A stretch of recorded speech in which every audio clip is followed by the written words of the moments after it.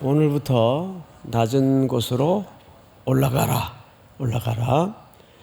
주제로 고난주간 새벽을 우리가 지낼 텐데, 본문은 여러분들이 지금 쭉 계속 진행하고 있는 매일 성경 그 본문을 조금 축약해서, 매일 성경 본문은 읽어야 될 본문도 함께 개념을 담아 놓으니까 분량이 좀 많죠.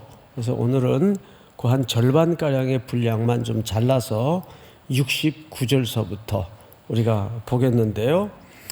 그래도 앞에 어떤 내용들이 있었는가 간단히 요약을 하면, 밤새 겟세마네 동산에서 기도하시던 예수님이 불법의 무리들에 의해서 불법한 시간에, 그 시간은 절대 재판이 이루어지거나 재판정이 소환되거나 이렇게 진행될 수 있는 시간이 아닙니다. 그것이 유대법이에요.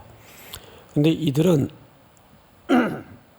죄송합니다. 이들은 그 종교적 광기에 붙잡혀서 그 모든 것들을 무시합니다.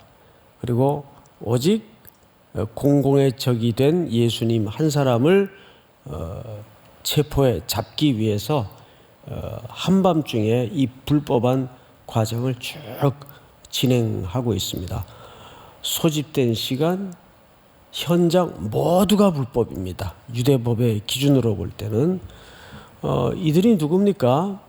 종교 권력자들인데다가 이들의 모든 삶의 기초는 법이에요.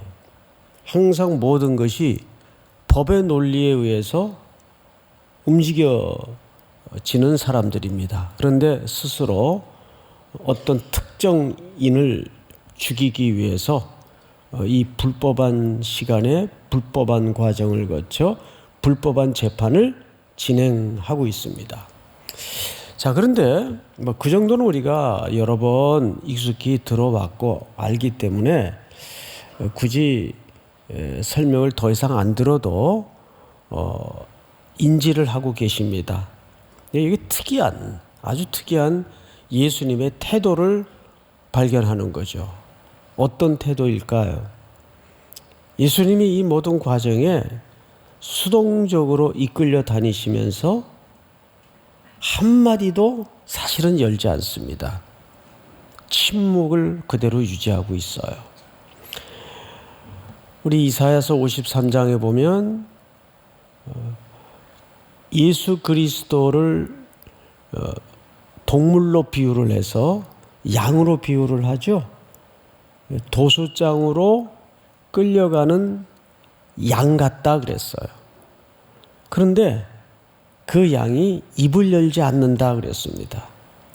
그러니까 예수님은 이 땅에 오셔서 아주 미세한 몸짓, 표정, 태도 하나도 다 하나님의 예언된 선지자들의 말씀을 조차 살아낸 철저한 인생을 완성하셨습니다. 그 침묵마저도 사실은 성경에 이미 예고되었던 침묵이에요. 이사야 선지자가 이사야서 53장에서 장차 이 땅에 오셔서 보여주실 마지막 십자가에 오르시기 위해서 드러난 예수님의 태도를 사실은 예언했습니다. 예수님의 침묵이에요. 자, 우리는 이 침묵을 놓고 좀 깊게 생각을 해야 됩니다. 우리 같으면 법을 잘 아는 사람들이니까 법에 대해서 논박을 했을 것이고, 자기의 이 마지막 시간일 텐데 자기의 존재에 대해서 이런저런 지식을 동원해서 설명을 했을 거예요. 근데 그 설명을 할 수 없었을까요? 예수님이 설명할 줄 몰랐을까요? 그렇지 않죠. 어쩌면 예수님은 이 침묵으로 가장 적극적인 자기 변증을 하셨다고 보는 게 맞습니다. 우리가 사람의 언어라는 게 뭐죠? 결국 우린 입만 열면 타인을 위한다고 얘기하고 정의를 위한다고 얘기하고 하나님을 위한다고 얘기하지만 입만 열면 우리는 우리의 해석과 우리의 주관적인 그 경험치와 잘못된 편증적, 확증적 편집 증세를 통해서 결국은 자기 얘기를 쏟아낼 때가 많아요. 근데 예수님이 만약에 여기 입을 열어서 이런저런 설명을 마지막 변증의 자리에서 하셨다면 어떤 일이 벌어졌을 것 같습니까? 온갖 인간들의 해석과 추측이 엉켜져서 오히려 예수님의 이 존엄한 존재 자체가 옳게 해석되거나 설명되지 않았을 거예요. 그래서 로완 윌리엄스라는 분이 이 대목에서 이런 이야기를 설명합니다. 제가 글이 길어서 좀 적어왔어요. 이 세계는 온갖 악한 것들로 가득하다. 어둠의 권세로 세상은 이렇게 뒤틀려져 있고 왜곡되어 있고 고통이 끊이지 않는다. 그리고 인간의 그 자질구레한 권력이 무수히 남용되고 있다. 로완 윌리엄스의 글 속에서 우리는 왜곡되고 비틀려진 세계에서는 그에 관한 어떠한 말을 하든 간에 입 밖에 나오는 순간 이 세계가, 이 세상이 지닌 광기의 옷을 입게 된다. 사실이죠. 예수님이 그게 아니고 하는 순간 편견과 자기 이해에 매달린 인간들은 이 세상의 종교적 광기의 옷을 입혀서 예수님의 말씀에다가 덧씌우기 바빴을 것이다.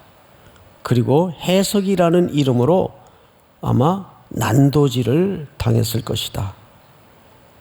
그러면서 이 세상의 말들로 예수님을 묘사하는 순간 그는 이 세계 안에서 자기 자리를 차지하려는 여러 경쟁자 중에 한 사람으로 취급당할 수도 있다. 그러면서 마지막 결어를 이렇게 맺습니다. 예수님의 이 침묵이야말로 오히려 온 세상을 향한 가장 적극적인 대답이었다. 이런 표현을 씁니다. 참 공감이 가는 이야기죠. 그러면서 뒤이어 이런 얘기를 해요. 사형을 집행했던 로마 군병들은 예수님을 가르쳐서 뭐라고 조롱했죠? 네가 정말 하나님의 아들이면 내려와 봐라. 못을 뽑고 밧줄을 풀러서 내려와 봐라. 조롱했어요.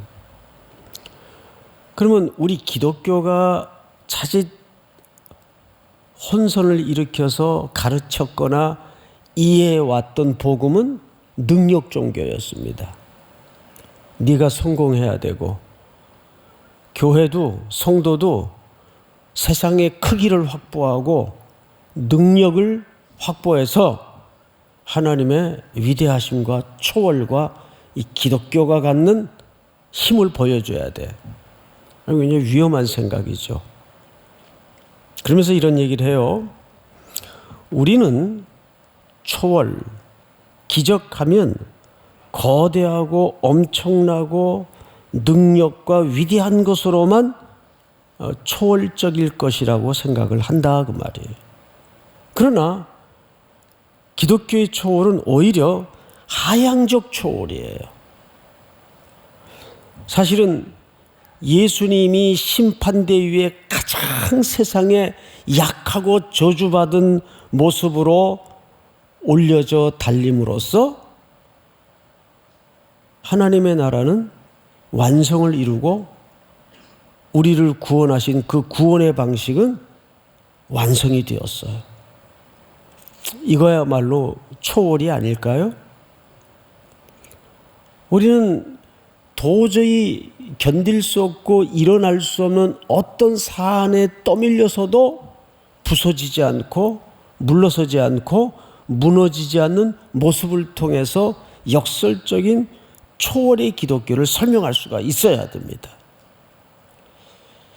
이런 예수님의 모습 속에서 또 그 뒤를 쫓았던 수많은 역사 속에 하나님의 신실한 사람들을 통해서 우리는 뭘 보고 여기까지 왔습니까? 그들에게만 나타난 어떤 신비한 자유. 이걸 보통 다른 표현으로는 낯선 자유. 그러니까 세상 사람들이 하나님을 믿는 예수 그리스도를 구주로 고백하는 우리에게 뭘 느껴야 될까요? 낯선 자유를 느껴야 돼요. 저 사람은 뭐지?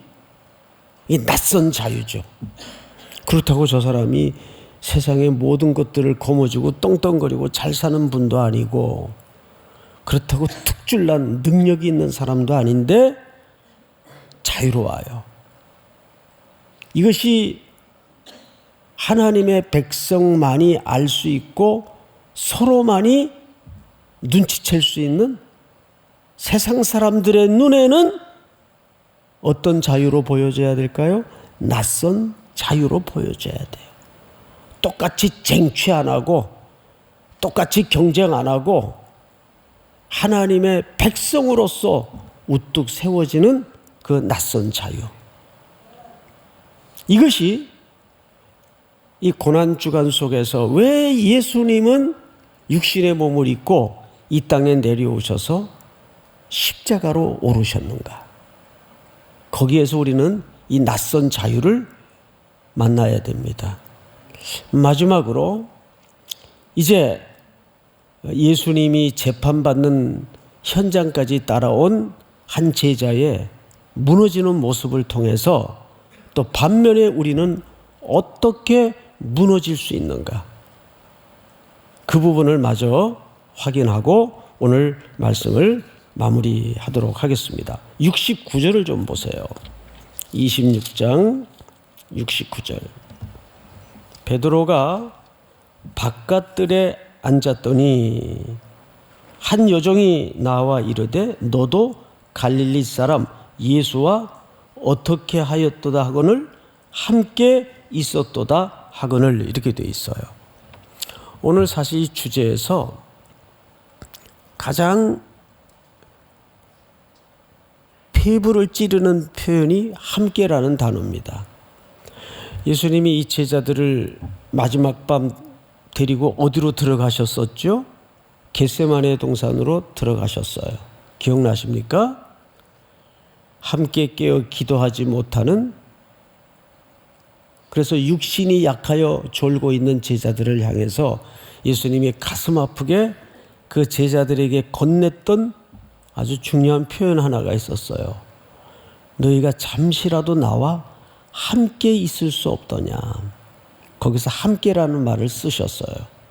나와 함께 할 수 없더냐. 우리가 물리적으로 함께 있다고 함께 하는 건 아니죠. 동상이몽을 꿈꿀 수 있잖아요. 거기서 말하는 함께는 보통 중요한 얘기가 아닙니다. 그런 생각을 해봐요.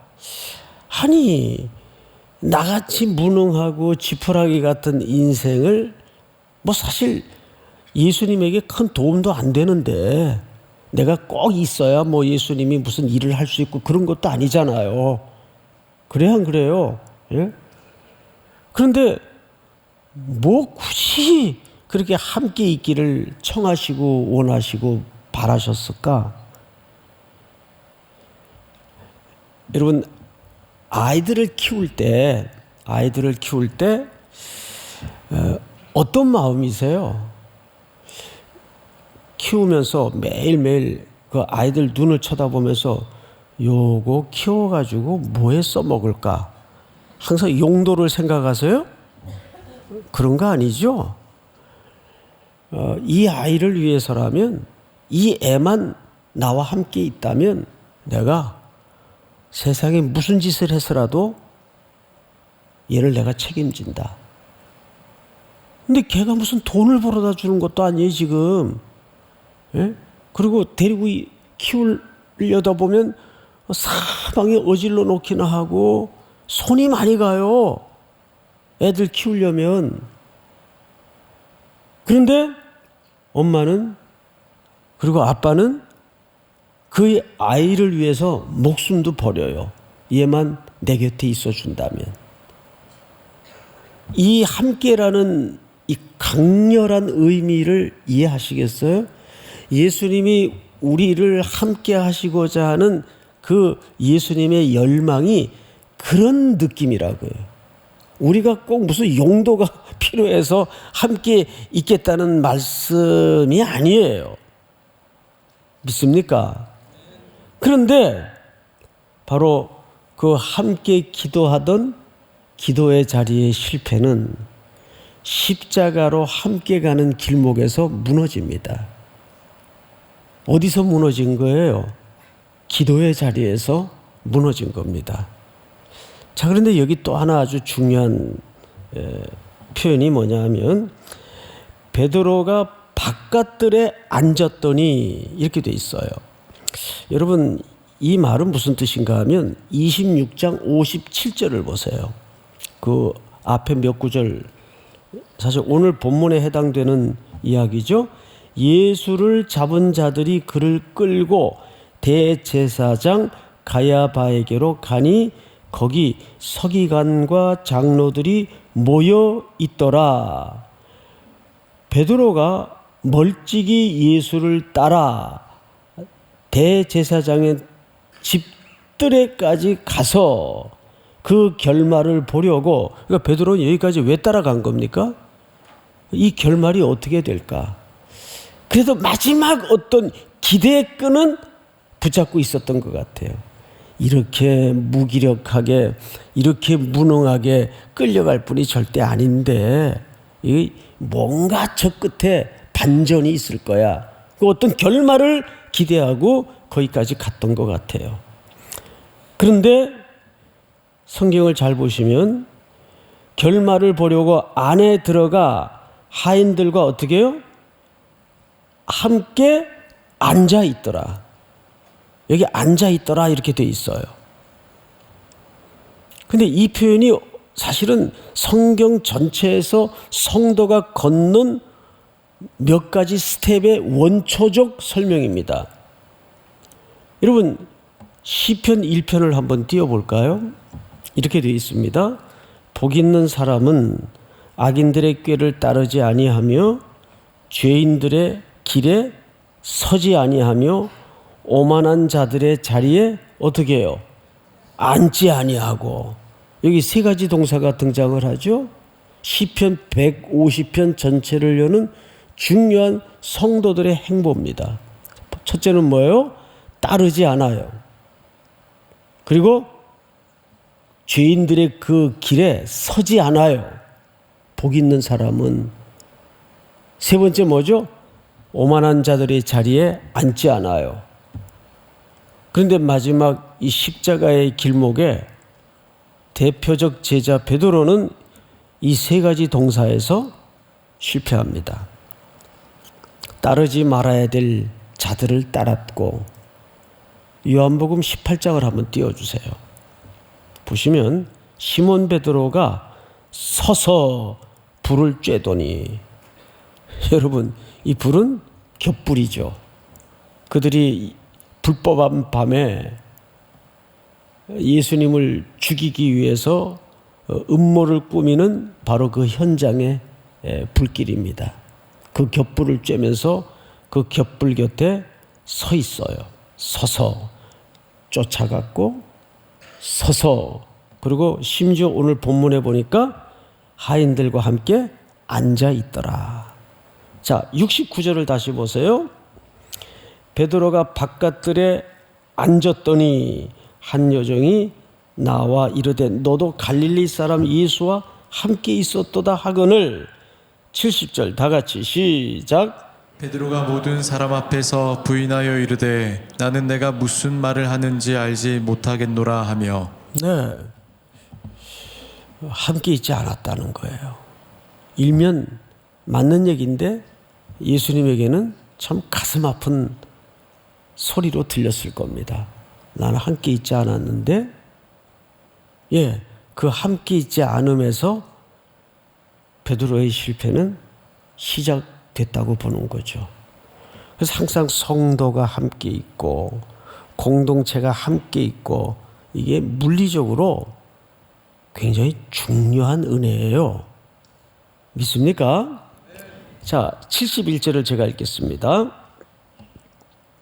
앞문까지 나아가니 다른 여종이, 이제는 다른 여종이 얘기합니다. 그를 보고 거기 있는 사람들에게 말하되 이 사람은 무슨 예수예요? 나사렛 예수. 이 당시에 이 나사렛 예수는 굉장히 비하적 차원의 발언이에요. 사실은.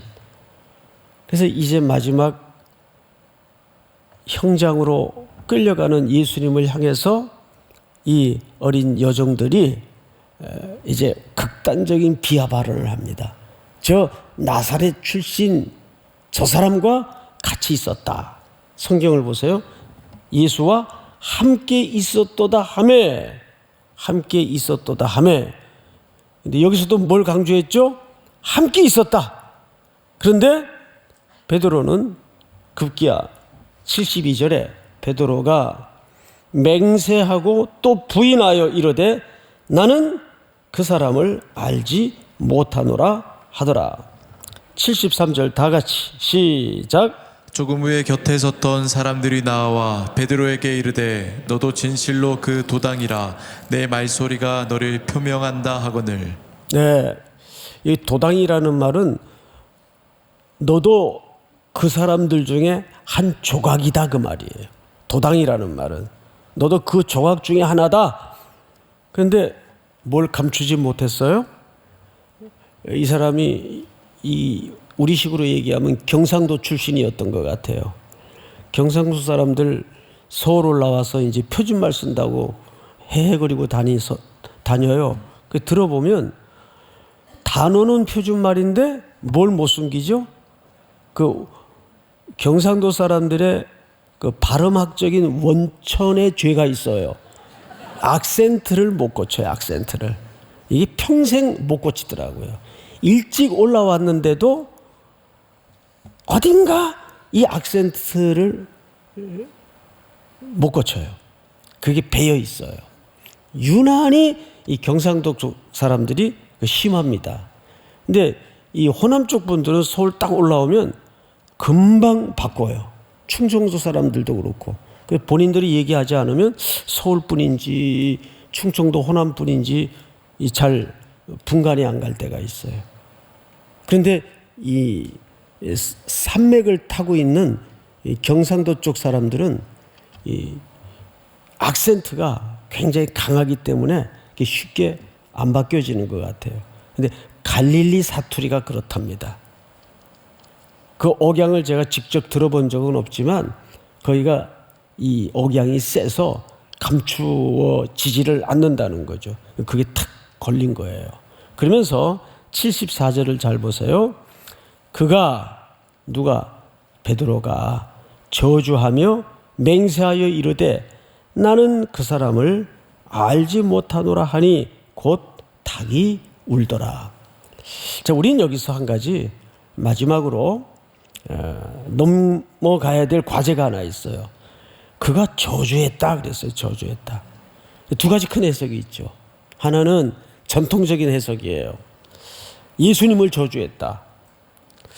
근데 이게 점점 이제 세월이 가면서 이쪽에 손을 드는 학자들이 점점 적어져요.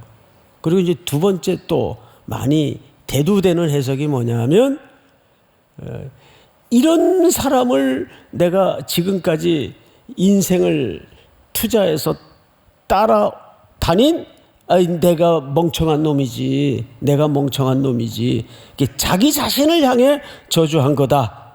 이렇게 설명하는 그룹이 있어요. 근데 최근에 어느 이제 신약 신학자의 논문을 읽다 보니까 그 논문에 이 부분을 아주 자세히 설명을 해놨는데 제가 그 논문을 읽다가 깊이 동의가 되더라고요. 이게 뭐냐면 유대인들의 수사법 차원에서 이해를 해야 된다. 예수님 사시던 사회 당시에 유대인들의 수사법을 연구해서 그 차원에서 이 본문을 해석해야 해석의 진의가 바로 드러날 것이다.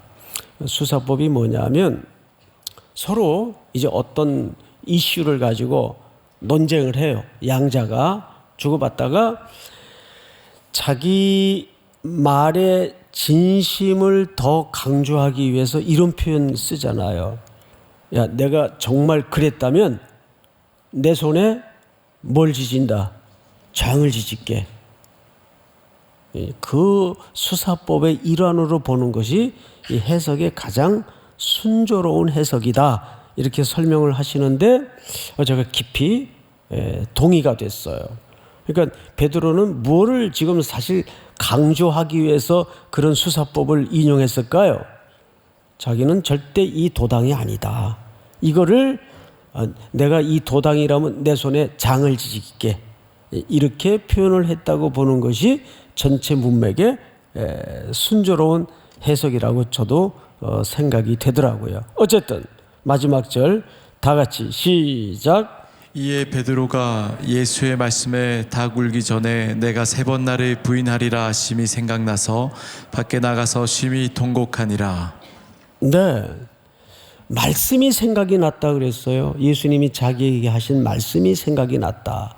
근데 한 군데 마태 기자는 슬쩍 생략하고 지나간 본문이 하나 있어서 우리가 비교를 해보고 설교를 마무리해야 되겠습니다. 누가복음 22장을 좀 띄워주세요. 제가 읽겠습니다. 주께서 돌이켜 베드로를 어떻게 하시니? 보시니 뒤에 따라오면서 맹세하여 자기 자신을 놓고 장담하면서까지 나는 저 사람 함께 있지도 않았고 알지도 못한다. 바로 몇 시간 전에 함께 있었는데 이야, 참 사람이 그래서 무서운 거예요. 근데 예수님이 그 베드로의 눈을 쳐다보세요. 고개를 돌려서. 자, 어떤 시선으로 봤을까요? 탁 째려봤을까요? 예수님이 그러진 않으셨을 것 같아요. 저는 끊임없는 자애로운 눈빛으로 예수님이 제자 베드로를 무너져가는 베드로를 보면서 내가 그래서 너를 위해 지금 십자가에 오른다. 그 얘기를 눈으로 말씀하셨을 것 같아요. 그래서 오늘 마태복음의 기자는 뭐가 생각나서 그때 하셨던 그 시간에 하셨던 말씀이 생각나서 밖에 나가 통곡을 했다. 자, 결국 우리는 오늘 여러 주제를 짧은 시간에 나누었지만 두 가지 결어를 가지고 기도했으면 좋겠어요. 첫째는 우리가 예수님의 시선에 우리의 눈이 떠나서는 안 돼요. 그래서 히브리 기자도 어디에 우리의 시선을 고정하도록 돼 있죠? 고난을 참으신 십자가에 죽으신 예수를 바라보라. 예수를 바라보라. 힘들고 어렵고 곤고할 때, 또 신앙적으로 여러 가지 혼란스러울 때 너무 의미를 파고 해석을 노력하고 하지 말고 십자가에 내 죄를 대신해서 죽으신 예수님을 바라보세요. 바라보시면 그동안 조각으로 읽고 들려주셨던 그 말씀이 내 안에 어떻게 될까요? 베드로처럼 생각이 납니다. 그 말씀이 그래서 하셨구나. 그 말씀의 의미가 이런 의미였구나. 믿습니까? 자, 오늘부터 우리가 사무엘상 1장서부터 읽어갈 텐데 이 두 가지 결론을 가지고 주님의 고난을 묵상하는 한 주간 신실하게 출발될 수 있기를 축복합니다. 우리 자리에 다 일어나셔서 시선이라는 찬양 같이 부르겠습니다.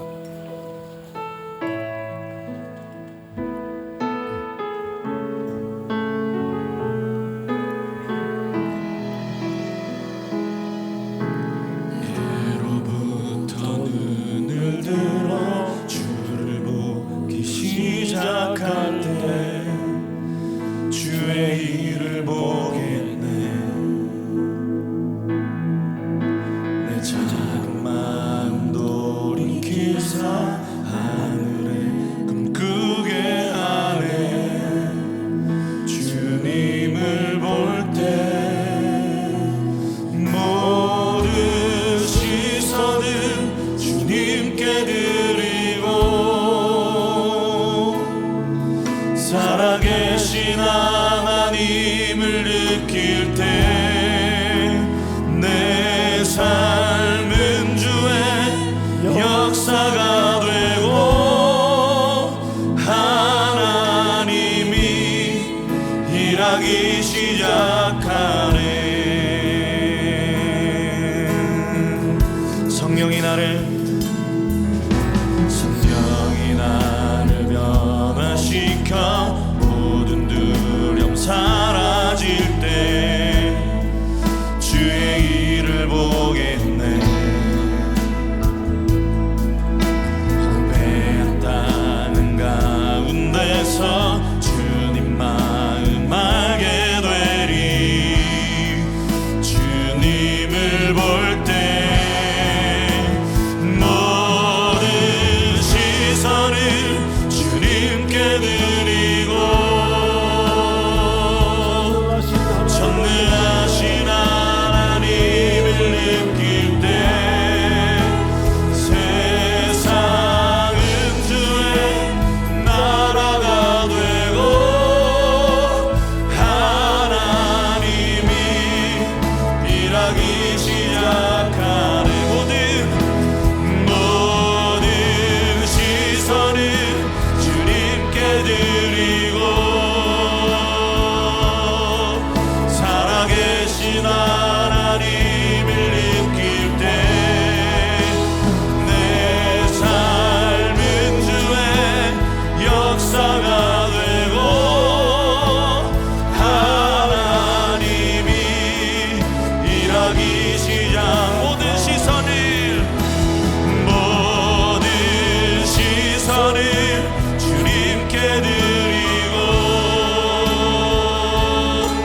전능하신 하나님을 느낄 때 세상은 주의 나라가 되고 하나님이 일하기 시작하네.